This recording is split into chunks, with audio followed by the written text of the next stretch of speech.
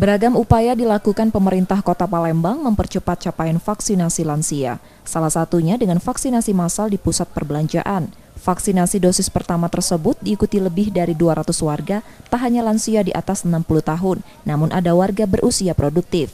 Syaratnya, mereka harus membawa 2 lansia untuk divaksin. Meski sudah berjalan lebih dari 4 bulan, vaksinasi lansia masih jauh dari target.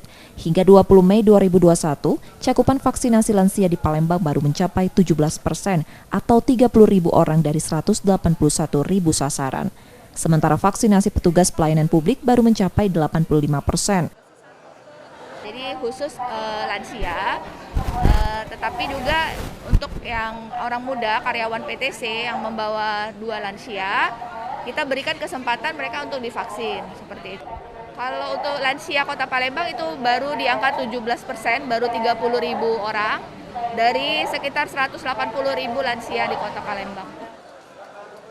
Pemerintah Kota Palembang terus berupaya memperluas cakupan vaksinasi COVID-19 lewat vaksinasi massal, terutama di pusat kegiatan ekonomi warga. Rizky Nurmizan, Kompas TV, Palembang.